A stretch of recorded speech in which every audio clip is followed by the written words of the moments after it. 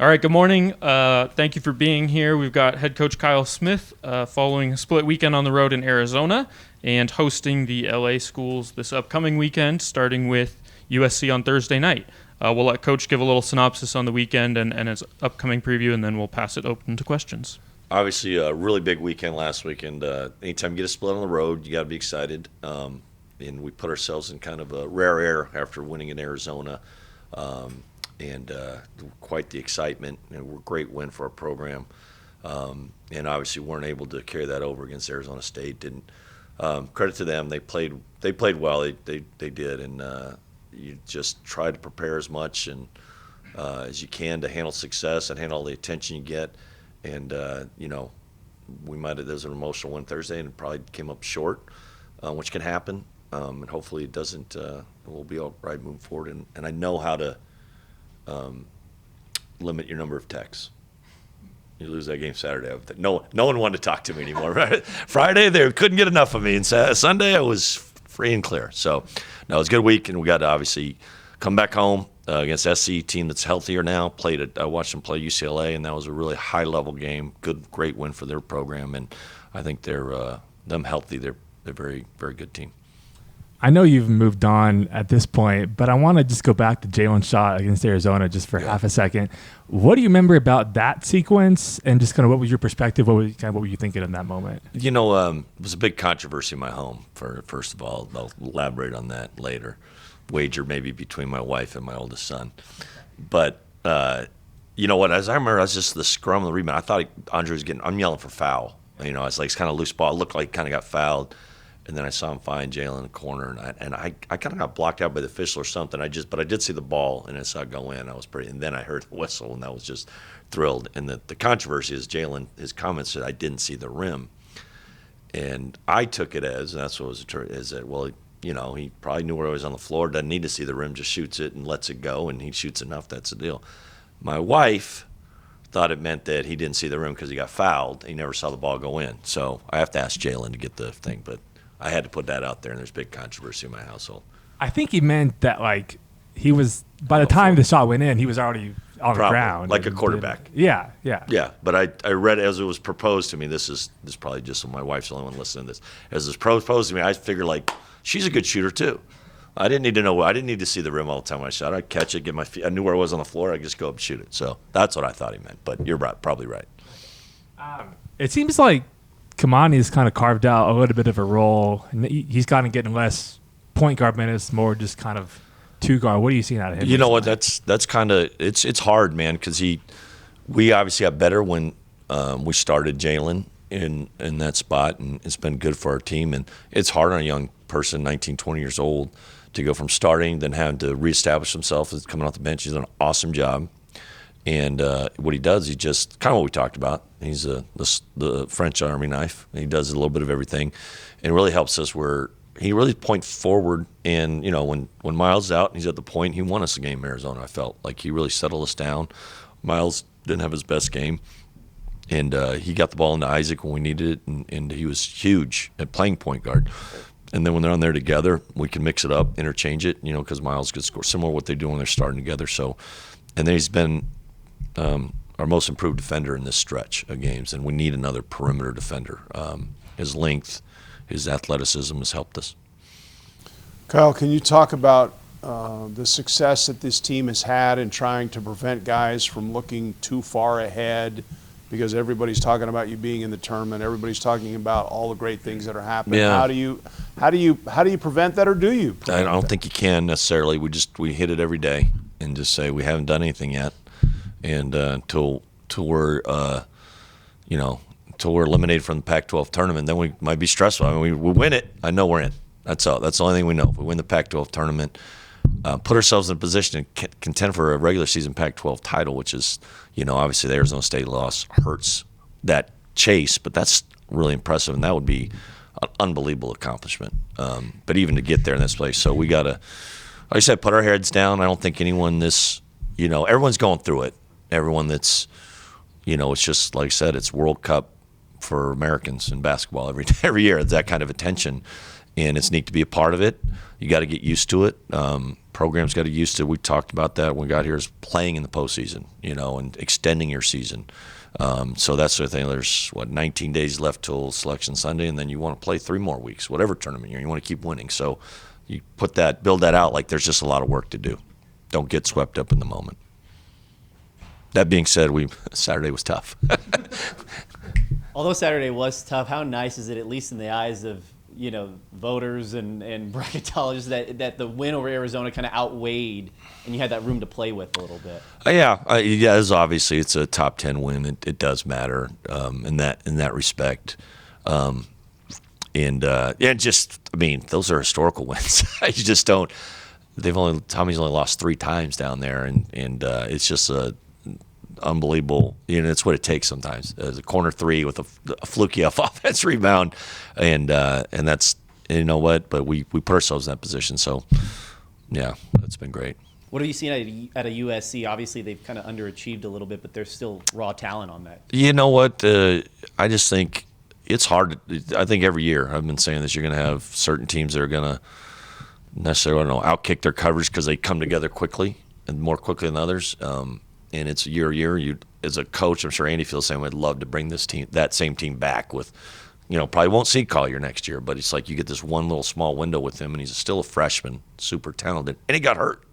So they had a little woe there, and he hurt himself in our game, and that's just going to change your dynamic of your team. But their speed and their playmaking ability of their perimeter is tremendous, and they're well coached. I mean, he's been in the tournament every year we've been here. So and they look great. That was a really competitive basketball game. That just physical, and winning in Pauley Pavilion against a UCLA team that's been playing really well in league. So they'll be ready. On Thursday night, not Miles' best game all season here, and he didn't play a whole lot in the second half. As the season progresses and gets a little tighter here, what goes into maybe the decision making for you to keep a guy out and say, hey, this isn't his night, going to keep him on the bench here? And a lot of it's how we're playing, and that's hard for young guys to understand a little bit. And about 6 of our top 8 are all newcomers, so it's all little, which is amazing that we've done. And sat down with Miles, and I he's been great about it too. By the way, he's a great team guy, and he understood. And I think even his dad texted in and said, "What are you doing?" To our assistant, saying "What are you doing putting him back in?" or something like that. Like, you wasn't playing. No, I was like, no, situation. And he's been our guy, and it's won a lot of games for us in those situations. But just like that first year, I just pointed out, I coached a guy. He reminds me of Patty Mills, who had 37 against Oregon in his 4th college game. And I said, and then I think February 20th that same season, he had 2 points against San Diego at home, and he had 5 points against Kent State. And I said, it's just, he hadn't gone there. Even guy, there's some really good, Shellstead he's coming back, Carlisle, it's just part of your first time through it. So he's been great. And, if it can happen. So it's just he's higher up on the scout, got good players coming after him every night. He's important to us, and that's the maturation process. Even when you're not playing your best, still being able to help us win the game. Sounded like a couple guys were under the weather. Everyone healthy going into this week? We're still a little bit there, but that's, again, this time of year, there's a lot of teams going through it, and the guys that were sick played well, so I'm starting to rethink, maybe everyone get an IV pregame or something, but I think we're okay. I think we'll be okay as long as a couple of things run their course. DJ coming back to Pullman on Thursday. What are you thinking that'll be like for him? I think they probably prayer to get booed. I know our Pullman faithful will probably not feeling kindly to that, and he'll probably respond one or the other. He's a good basketball player. He's playing better, which I'm a little bummed about. He was really good first half against UCLA, and he's just a tiger on the boards. He's making big shots. He's playing like a 5th-year senior, but I'm sure it'll be emotional for him. He's against his teammates in a place he lived for 4 years, kind of established himself. So it'll be weird, awkward for everyone a little bit. He's one of our own, and still look at him that way. And so it'll be interesting. Makes good for your job. Something to write about for sure. Kyle, I know there's a lot of Cougar fans that are enjoying what's going on right now and anticipating, being in the tournament and stuff. But how do you not do that? How do you, when you're not going to sleep at night, when you're driving in, think about what has happened in the past, let alone, and you're so focused? How do you know how to do that? How did you learn how to do that? I repeat to myself, it's in God's hands. I just said, I really do. I was like, hey, because you can get caught up in, anyone can get caught up in the name. And I said, you know what? Keep my priorities straight. And I said before, I said, as a coach and a team, we can't be defined on the outcomes. That'll be some of it, but as far as that, but it's our character, how we respond and stuff, how we keep getting better. We mean what we say, and we say what we mean. Is that right? And that's what we're trying to do. So that's the only way, and it's challenging, and especially with these dang phones. You just get people. I got a great one. My high school coach is the whole reason I do this, or my inspiration why I coach, and he's a huge mentor, and he's a guy that kind of balances me out. And he sent me a text. He said, "We're still proud of you. Go get USC." And I was like, "Still?" We lost one game, coach. It's like, should be, we're proud of you, But it's everyone's a fan. Everyone gets caught up in that thing, and it's like, that's funny for him, who's his, coach. He's become a fan. He's like, I know it's what it is. He was a little heartbroken. We lost Saturday. I was like, hey, coach, it happens. Let's go, move on, next one. So this is funny.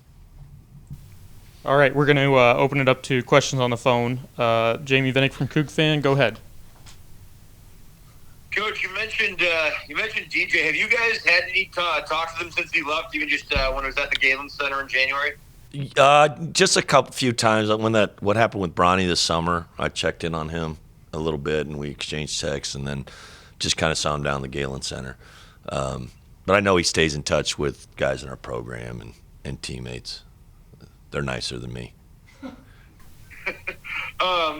Just kind of looking ahead towards a little bit towards the future. Obviously you don't want to get caught up too much in that, but how much is kind of the WCC and switching conferences and that? Have you noticed it affecting recruiting at all? And if so, what's kind of the message on the trail? Honestly, no. I think just when you get ranked, it seems like recruits kind of like you a little more and that stuff. So we're just going right out of the neighbors up north, going their plan with WCC. They don't seem to be affected by recruiting. They're pretty good. So it's been nothing, only improved. Winning helps. Winning cures a lot of things. So that's been great. Sure.